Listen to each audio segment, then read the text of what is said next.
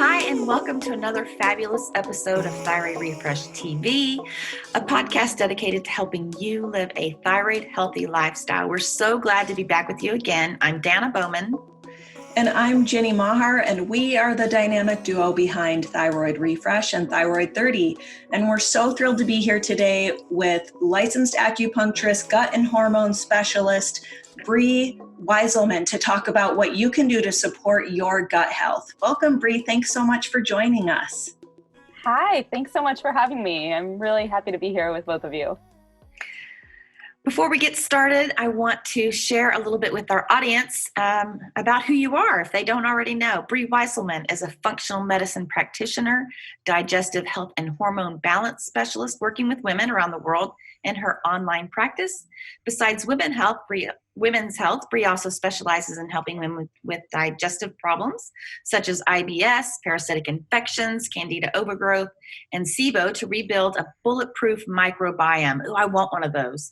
Using her programs that integrate functional medicine and Chinese medicine approaches, she has worked with hundreds of clients living anywhere from Dubai and New Zealand to California, empowering them all with a personalized roadmap for understanding and transforming their health. How great is that? That's fabulous.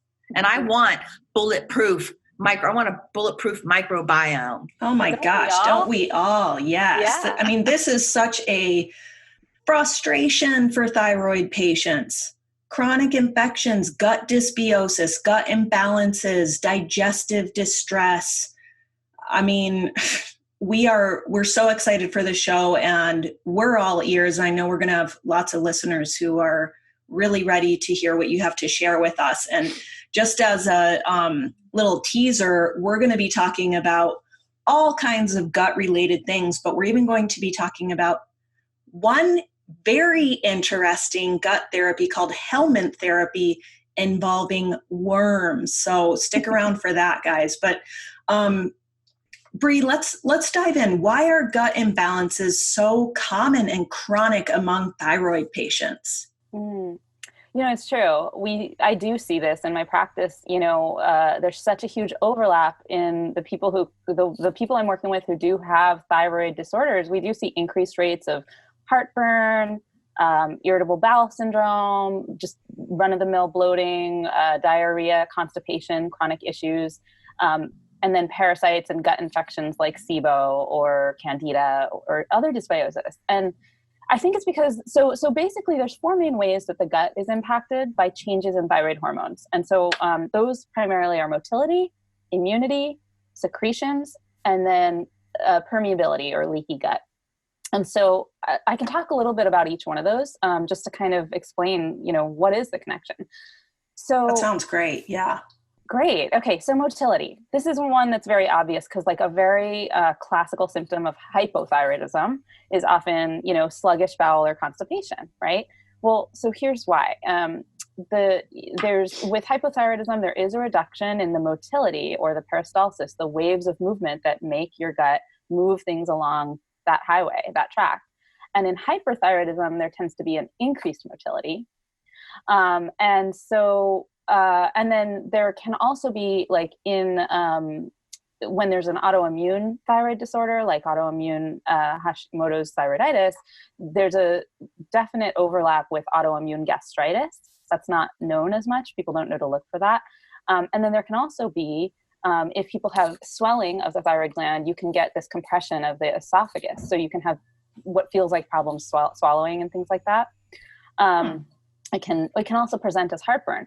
And so, this can look different ways. Basically, when you have delayed gastric emptying or slower motility, then you can get nausea, you can have dyspepsia, or just this feeling that your food sits there kind of indigestion, if you will, and you can have constipation.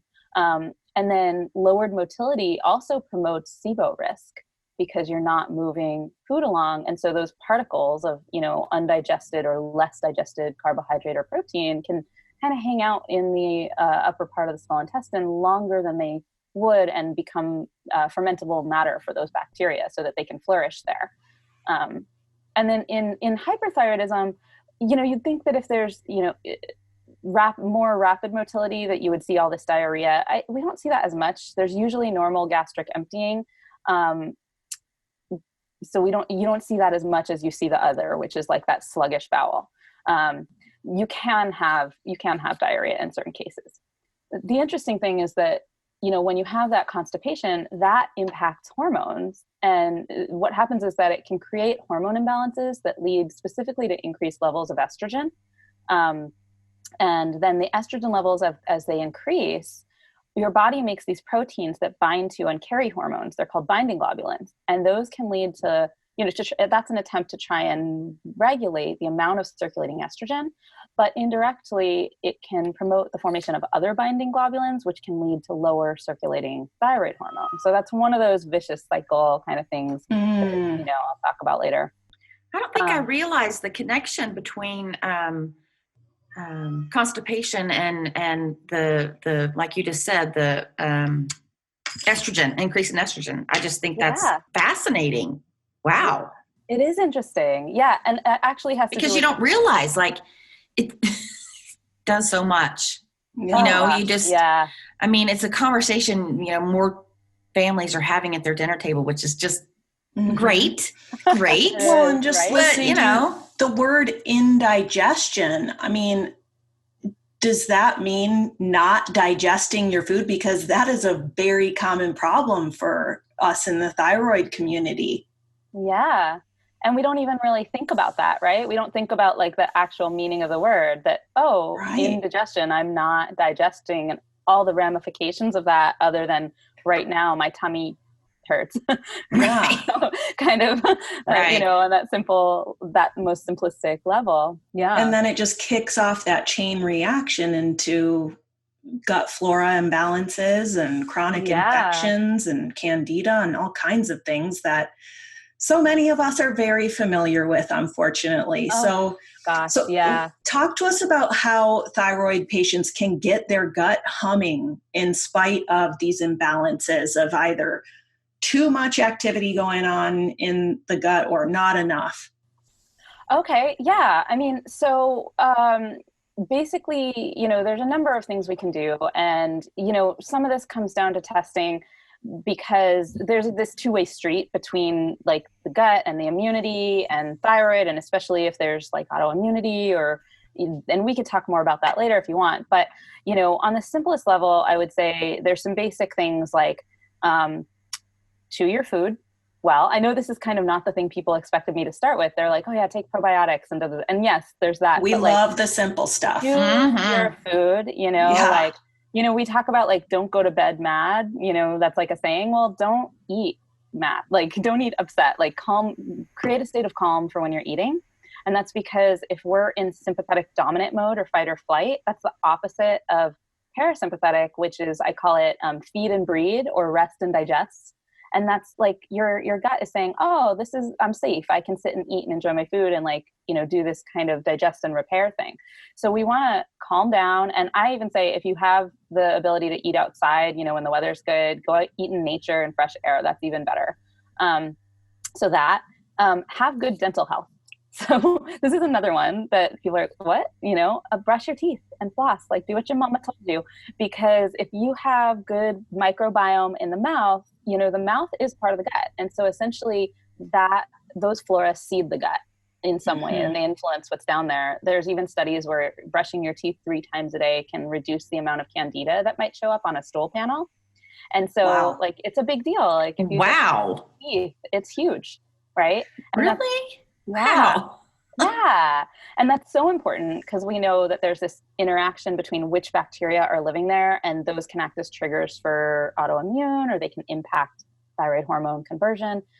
So probiotics also help, like probiotics supplementally or fermented foods daily. And then just eating, assuming your gut problems don't prevent you from eating a high fiber diet, like you don't have bloating and gas and constipation if you increase your fiber, you want to eat a diversity of fiber containing foods. So those, root veggies, all kinds of vegetables, like a wide array, rotate through, don't go steady with the same 3 veggies, flax seeds, other seeds and nuts, if you tolerate them, legumes, things like that. So those are some of my basics for gut health, short of getting a full workup, which is like what someone does when they come to me for support. Then we do a workup for dysbiosis or GI pathogens or SIBO, et cetera, with various testing. And we might use therapeutic diets for a period of time to help address things. Well, that is a great segue, I think, into talking about maybe supplements like probiotics and a fiber supplement. I'm curious your feelings on both of those. Maybe can we start with your feelings about fiber supplements? Do you feel that it's better to just get that fiber from your diet, or should we be taking the spoonful of ground flax meal, or supplementing with additional fiber in a more concentrated form? Mm-hmm. Well, I mean, I think ideally we'd all be getting this primarily from food, and flax is one of those interesting ones because it's kind of like a food, it's essentially a food, but it's not one that we would normally sit down and munch on probably unless we were like, you're not going to have a bowl of flax for dinner. But there's a whole spectrum, right? There's like extracts and powder that you put in smoothies. And then there's like, eating a bunch of root vegetables and beans. And so I do think that we should all be getting fiber from our diet. Like, again, this is one of those, you can't out supplement diet and lifestyle. So like, it's just not great if you're eating like, nothing but cheese and beef, and then you're like, I'm going to take a fiber powder to compensate for my lack of vegetables, my lack of plants. That doesn't work for anybody. That's not going to get you where you want to go. But yeah, I do think there's a role for fiber supplements, and in who and when is so important, because if you put fiber supplements in the wrong person at the wrong time or the wrong kind, you can be adding fuel to the fire. So, just like our good bacteria, the reason, why do we eat fiber? Because they are food for our good bacteria. And likewise, a lot of the fibers we would eat would be food for the not so great bacteria, or the bacteria that are just misbehaving, meaning they're in the wrong place. They shouldn't be, like the small intestine. So I think that in terms of promoting bacteria, I usually start with what are called polyphenols. And those are like your reds and purples, your berries, your cherries and cranberries and all that. And there are some great powders, like, are we naming products or just generally speaking? Just generally, it's fine. I mean, we can if you have something that you prefer, but I think red powders that are like fruits and berries, those are good sources of polyphenols. And then there are fibers. I think that there's specific prebiotics, and now there's kind of these smart prebiotics. There's one I use that's by a company that just made one that really only targets selectively the beneficial bacteria. So that's nice. That's helpful. It's well tolerated by more people. The only time I don't think that adding in some occasional prebiotic fibers or a fiber blend is helpful is like if you have digestive problems that are due to bacterial overgrowth or dysbiosis, then those fibers can make it worse. And you'll know because you'll take them and you'll go, oh, that did not feel good. I got more gas, more bloating, or more constipation. Or more of whatever the problem was. Okay. Yeah. Okay. Very interesting. Yeah. Probiotics. This is, I know this could be its own show, and we have done shows on probiotics. This is a big one, but people are so confused about probiotics. What kind do I take? What strain is best? How do I choose an effective one? Should I take them all the time, or just some, should I go on and off them? I know we hear from people who say, oh, I just take Activia every day, like those, yogurts at the grocery store. Can you give us some kind of rules of thumb about using probiotics, how to use them properly, how to find the most out of them? Yeah. How to get the most out of them too. And also, I know some people like rotate them. So give us your tricks for optimizing. Okay, so I kind of think of this as like this spectrum of generally healthy to like I need help, dig me out of the weeds, right? So if you have generally healthy digestion to your knowledge, meaning you're symptom free, that you know of, then I think that the most important thing is just to include fermented foods and prebiotic foods in your diet, right? So that goes for all of us should be doing that. And something like, Activia, it's not going to like heal and repair a really disrupted microbiome. just by eating Activia daily, right? But if you're basically healthy and you're looking for maintenance, then sure, fermented dairy like yogurts or like Activia can be a really healthy part of a diet to maintain a good microbiome and healthy gut health. But I think it's good to also rotate and include like fermented vegetables, fermented other things, right? Like water kefirs, coconut kefirs, maybe fermented coconut yogurt as opposed to just fermented dairy, and just kind of alternating your sources.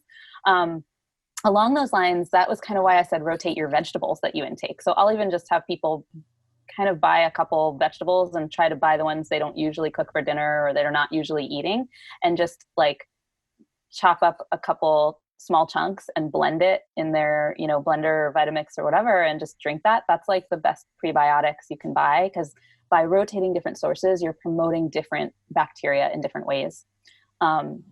Now, like when I think about probiotic supplements, there's so many out there. I know that, all practitioners have like their brands and their ones that they trust that they feel are the best. And so, there's that. But when you're just out there trying to purchase something for yourself, I think that it's important to get ones that are tested and approved, and that they are a professional brand from either a reputable healthcare professional or a brand that, can certify that they undergo third-party testing on their packaging. That would be just like step one. You want to look for the names to have like specific strains, not generic names. Like you don't want it to say like generically lactobacillus species. You want it to say like specific.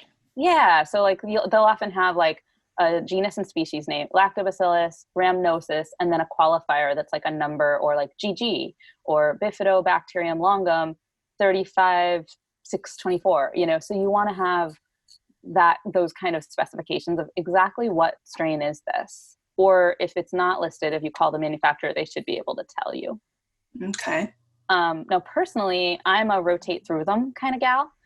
Sometimes I'll use all three at once when I have someone whose gut's in really tough shape and they need some big rehab, along with other things. But for general maintenance, I'll use, my go-to is I'll use like a multi-strain, something that has a blend of primarily lactobacillus and bifidus strains. And then I'll use Saccharomyces boulardii, which is a probiotic yeast you guys have probably heard of. Mm-hmm. That one's really good if people tend towards diarrhea. And then I'll use a spore-based product. And then I'll rotate through those and kind of. So not all at the same time. Yeah, you can. There's nothing wrong with that. But I just find that for most of us, taking those maybe like twice a week, if you're rotating through, 3 different categories is probably adequate for maintenance health. Yeah. Yeah. Fascinating.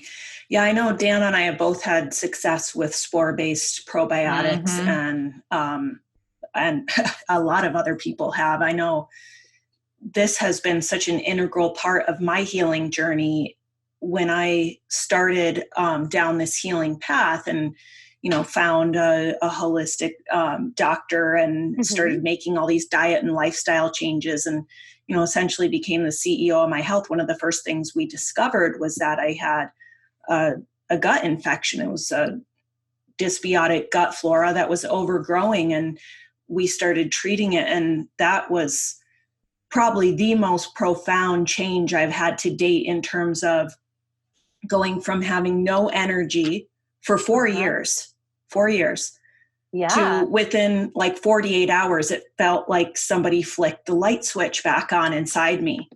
And it's huge. It's huge. It is so huge. And getting that comprehensive testing is so important.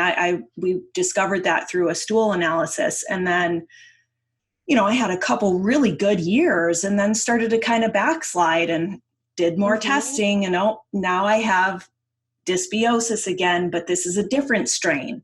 And, this is, I know my story is not unique, and so many of us have dealt with chronic Candida as well. And, so I've been down this road. I've tried just about everything you can possibly imagine. And I know you talked about ferments and kombucha. Like, can we talk about why sometimes ferments and kombucha can be problematic for people with Candida? Yeah, absolutely.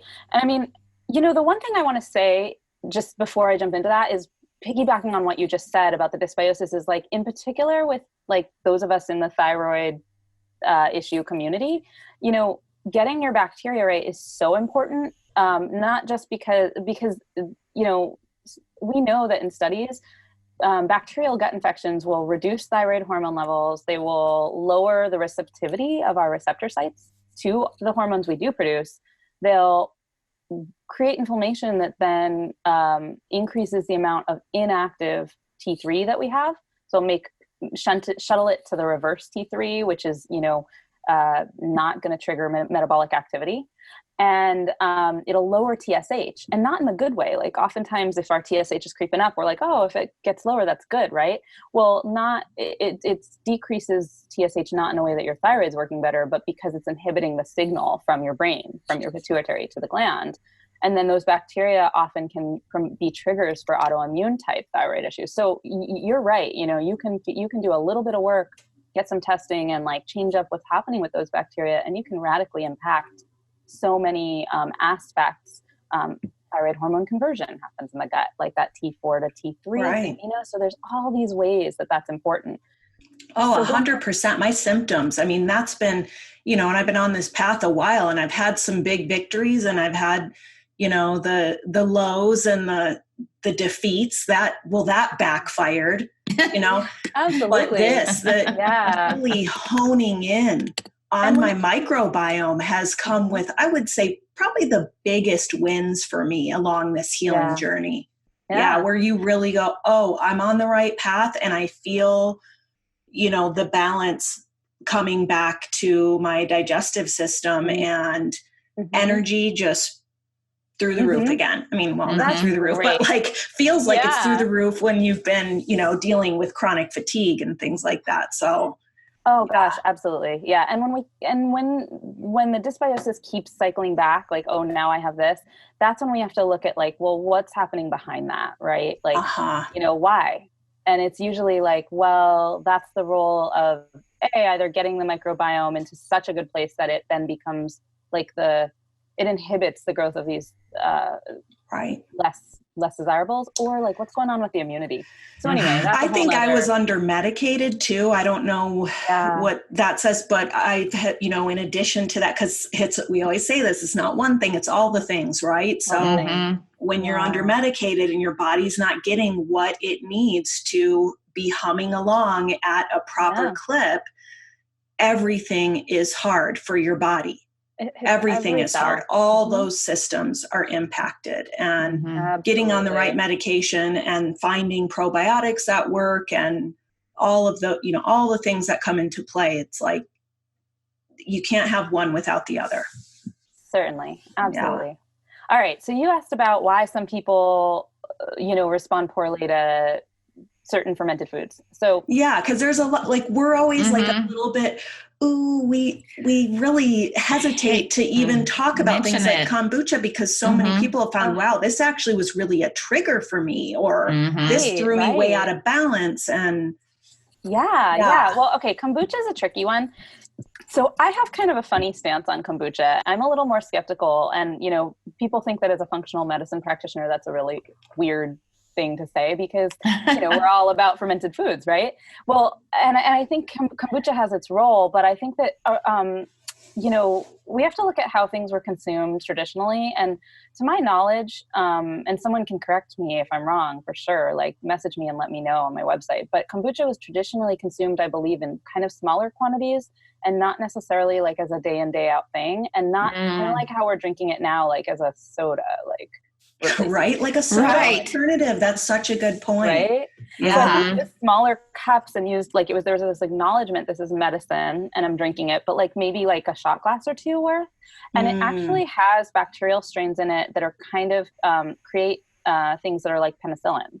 So there's that piece. There's also like a lot of people doing home ferments of kombucha.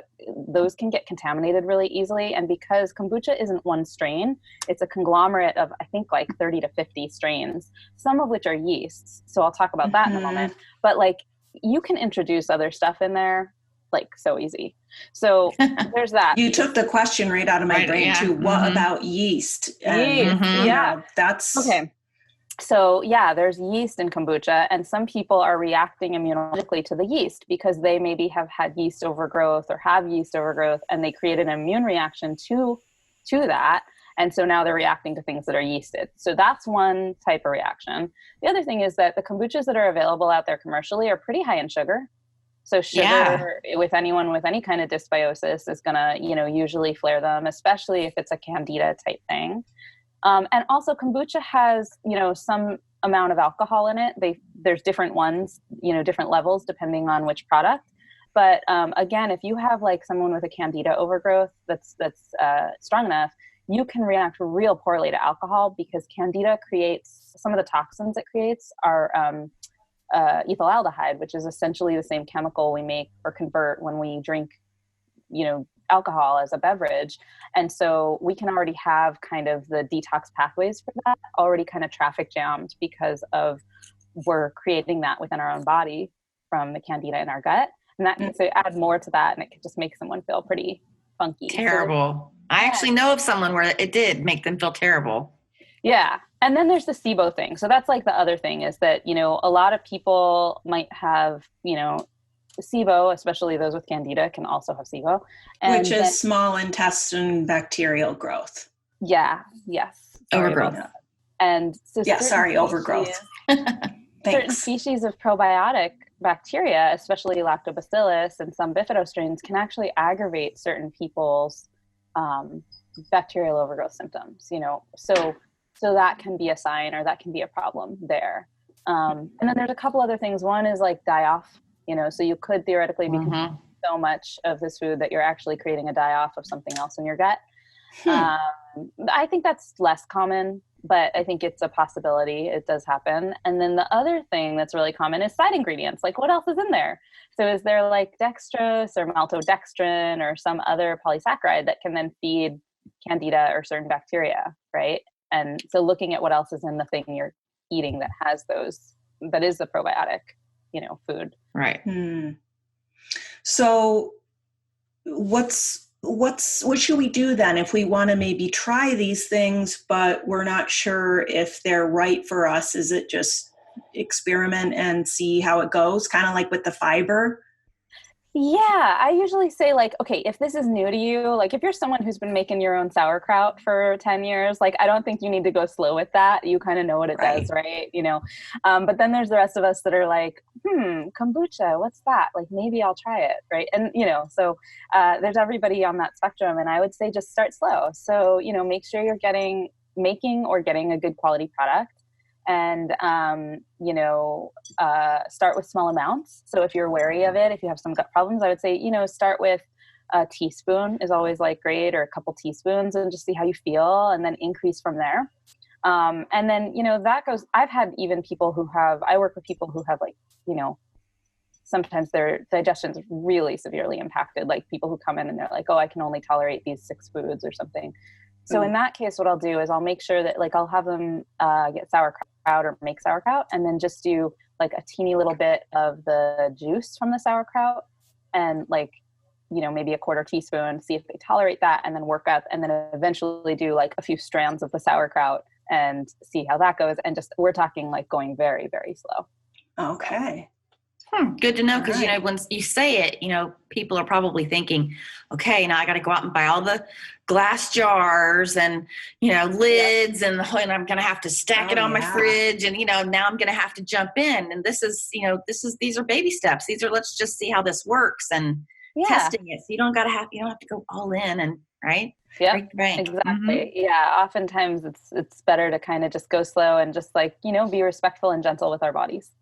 Well, and we're lucky to live in a time when there's so many of these things now that we can buy at the health food store. Oh gosh, it's true. I mean, on the flip side, the thought that I'm having is that, we're lucky to have that. But before that there was, it was common to have refrigeration, which wasn't all that long ago in history. We all ate fermented foods regularly. Right? So like we're lucky to have all this available at the store, and it's amazing that there's all these options. It can be overwhelming that there's all these options, but we have those options because we are reintroducing something that used to be commonplace, Yeah. And there's a lot of that going on right now in the world, isn't there? Like, wow, we really need to look at our history, like ancient history. To figure out how to heal our bodies, because we're not doing so well as a culture, you know? It's true. Like these things somehow became a luxury, right? We're having to unlearn a lot and relearn some things that should be, passed down. And also, even this is a whole other conversation, which we won't get into. I just wanted to mention water. I remember thinking, we're really going to have to pay for water in the future. And now, it's not the way I thought it was going to be. Now it's just more like you have to pay to keep your water clean. Yeah. Yeah. And so it's not really paying for water as much as paying to keep it clean. And so then I'm thinking that's kind of the same thing. And that's crazy that we have to do that now, right? And long time ago. Normal. Yeah. Right. And that's the norm. I know. Right. Do you think about that, Brie? Like, as far as our water, most like municipal water supplies are chlorinated.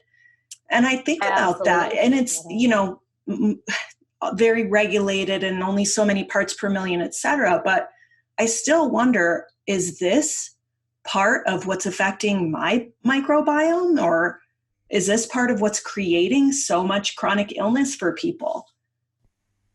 Gosh, I do. I think about it all the time. I mean, you guys know that, chlorine, fluoride, things like that inhibit the thyroid receptor, right? So I know that that's on your radar. There's so much other stuff going in that water. I mean, there's so much other stuff, tap water. Like if you actually test what's in it, there's pesticide residues and drug residues and, all this stuff. So we got to be filtering our water, because it's basically otherwise like we're consuming this like low grade, low key toxic soup every day. And, what's interesting that people don't realize too, is that there are, from time to time, there's like bacteria like that come in through there too, bacteria. And, I don't want to misquote, but there was a couple of cities that even identified like certain parasitic strains that got into the water, and there were outbreaks. But like you can be, if you're not filtering your water, you can be getting some pretty gnarly bacteria in there too. Yeah. And just really quick before we move on, to add on top of that, I just realized, which is something I should have realized before, but I was reading in one of these groups about water, and they were saying, well, I don't like this filtration, and I don't, everybody had their opinions and whatever. Yeah. And then some really wise person hopped on and said, you know what? It really depends on where you live. Because each water filtration system is going to do something really great. Mm-hmm. But what if you have terrible water? You need the one that does the. And if you live somewhere else where your water is a little more different and they don't put this or that or whatever in it, then you definitely need the, so it really just depends. I'm like, well, doesn't that figure, right? Yeah. I mean, doesn't that make sense? So it was a good point, because Jenny and I were talking about this. She was wanting a filter not too long ago, and I was talking about it. And then I'm thinking to myself, I think it really depends on I think my water here is different from where she lives. And it's supposed to not really be very good here. And I wonder what it's like where she is. So maybe we need to be testing water and at least seeing what our water personally has and what this filter we're going to buy might do. At least we might be able to match up some things, Right. So it's just another take on just keeping everything clean and being a little bit more overwhelmed, which we don't want. Okay. Yeah, it's a great idea. Well, I don't want to run out of time before we get to talk about this really fascinating and weird Helminth therapy with worms. Tell us about this. This is so amazing. Yes. So what is Helminth therapy? Okay. So, Helminth is just, the scientific name for worms, right? And so you hear okay, we want to use worms in your gut. And everybody pauses. And so, wait, you want to what? Didn't we just spend all this time getting parasites and things out of, and sometimes parasitic worms too. We find those. Okay. So what is this? Well, to really understand why we would even want to think about this, first of all, worms that we use, at least the ones that I encourage people to consider to use, are not human parasites. So they can't colonize you, unlike parasitic worms like tapeworms and other things, which arguably might have some of the same immune benefits, but we're going to talk about these that are the safe ones. And so essentially, big picture is that humans evolved with worms. And so because of that, because for most of our history, humans had worms that would either transiently pass through the gut or maybe live with us for a long time, they were part of like the bigger microbiome in there. They were part of it. And so they evolved to become expert at avoiding detection by our immune system. And this is why they can remain undetected in us for a long time, and our immune system doesn't like attack them and get rid of them. And so you can use that to our benefit. You can, when you think about it, you can kind of repurpose those immune modulating abilities of these worms to treat human inflammatory diseases. And like in studies, I think the reason people really started looking at this was that in studies they did large scale deworming of like children in India, actually is the study that I'm aware of, but there's multiple. And to look at like, did their health improve? And in fact, it didn't. And in fact, I believe the rates of kind of what we consider the modern diseases of degeneration and autoimmunity, basically inflammatory disease and allergy, went up. And so there are worms that can be pathogens and we want to get rid of those. But then there's, in small amounts and in non-parasitic forms, they can actually be commensal or beneficial to the microbiome. And so part of what they do is they, without getting into the intricacies of Th1s and 2s and cytokine names, but what they do is they basically help to modulate, especially in autoimmune, there's an overexpression of some parts of the immune system and an underexpression of other parts that usually are kind of like a checks and balances. They balance each other. And so using these can actually induce remission, basically help bring the immune system into balance or help maintain it in balance once we've gotten it there with other therapies. And it can move us in that direction in low dose. So I've definitely seen benefits with these in Hashimoto's. I haven't seen studies on it yet, but I have seen it clinically, lowered antibodies and less symptomology. Also in like inflammatory bowel disease or type 1 diabetes, autoimmune type diabetes, rheumatoid arthritis, other autoimmune conditions where I've seen benefit. So they are basically bred in a very sterile lab condition, so you know exactly what they are. And they are worms that would colonize a grain beetle. And so the way we used to get these is apparently in like our grain storage systems used to be on the ground. And it wasn't until like, more recent times that we put them up in silos, off the ground. And so when they were on the ground, you would have rodents that would get in there, and the rodents would, basically defecate and leave these little worm eggs, and then the grain beetles would eat them, and then they would grow inside the grain beetle. So basically, long story short, is they are worms from other organisms, and they don't stay in the body. So you first of all, when you consume them, they're microscopic. You're not like, here we go down the hatch. Slimy thing down the hatch, no, right? Gosh, not like a night crawler. No, it's like a little vial of liquid and you don't see anything and you just shoot it down the hatch, and you do it like once every 2 or 3 weeks. And then they don't colonize you. Like they can only survive inside you for a certain number of weeks, like, about on average 2 to 3 weeks. And then they're gone. And so in most people, they're extremely safe, in almost everyone, even in kids, although I would work with a practitioner there.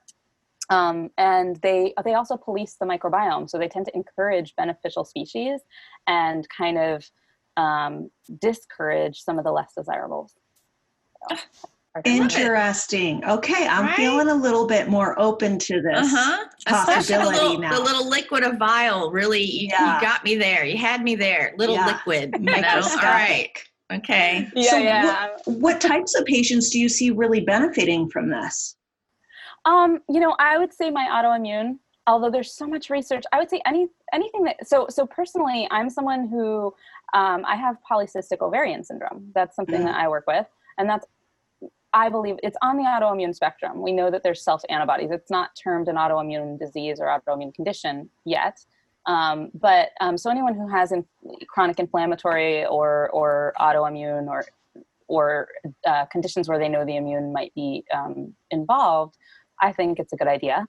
I've used it also in people who have had kind of just chronic gut issues that were otherwise undiagnosed when we get them into a better place. I haven't seen it like when someone's in the throes of like the worst gut issue ever. Like I don't throw the HDCs or the worms at them and say, okay, this is going to solve all your problems. It's more like once we've kind of dealt with some of the underlying issues, gotten them into a slightly better place. And now we're trying to encourage and nourish this really robust microflora environment to help them stay better and continue to get better. Yeah, but definitely definitely Hashimoto's for sure. Yeah. Okay. Anyway, which is like a large part of our, thyroid, it's a huge percentage of people with hypothyroidism. Wow. Yeah. So would you say like Chinese medicine practitioners is where you would go if you were interested in trying something like this, or would perhaps like a naturopath, or like who do you go to if you're like, I want to try this? Yeah. Well, there are certain practitioners who use them or encourage them, but to be honest, the place that I actually I don't dispense them. I direct clients to a resource for them. There's a company online that I can give you the website for if you want to put it in the show notes. And sure. They're Biome Restoration, and they will ship them worldwide. So so they handle that. I love it. To them. Mm-hmm. Okay. And they're phenomenal with their customer service and talking to people about how to introduce them and stuff. So very cool. Mm-hmm. Wow. Well, I'm going to be looking into this. I'm not saying I'm doing it. No, but I want to do some research. All right, keep me posted. I'm curious to see how it goes. Well, your website was the first place where we heard about Helminth therapy. So thank you for shedding some light on that for us. We're always, curious and keeping our ear to the ground and wanting to share all these options with people. I mean, there's so many things out there that we're so lucky to have access to all these things these days. So we'll definitely put it in the show notes as well, linking to the information on your site that you have about Helminth therapy. And so people will be able to indulge their curiosities there as well. So, but Brie, thank you so much for being here with us. It's been a fascinating show. Absolutely. Thank you so much. It's been great to talk with both of you ladies. And gosh, I'm sure we could go on for hours. I know. I hate to have to wrap it up, but I want to thank everyone for joining us today for another episode of Thyroid Refresh TV, where we give you the inspiration and information you need to make the best choices for your health. If you want to receive a free Thyroid Thrivers grocery guide, you can visit us at thyroidrefresh.com. And to learn more about Thyroid 30, which is our revolutionary 30-day wellness adventure, you can go to thyroidrefresh.com/thyroid30. You do have the power to heal, and we have the tools. Yes, we do. If you've enjoyed this podcast and would like to help us continue inspiring and empowering thyroid patients worldwide, please leave us a review on iTunes. It would make our day, because you are what makes this community the amazing resource that it is. We so appreciate your listenership and your support. We're Dana and Jenny, wishing you the best of health. See you next time. See you next time. Bye.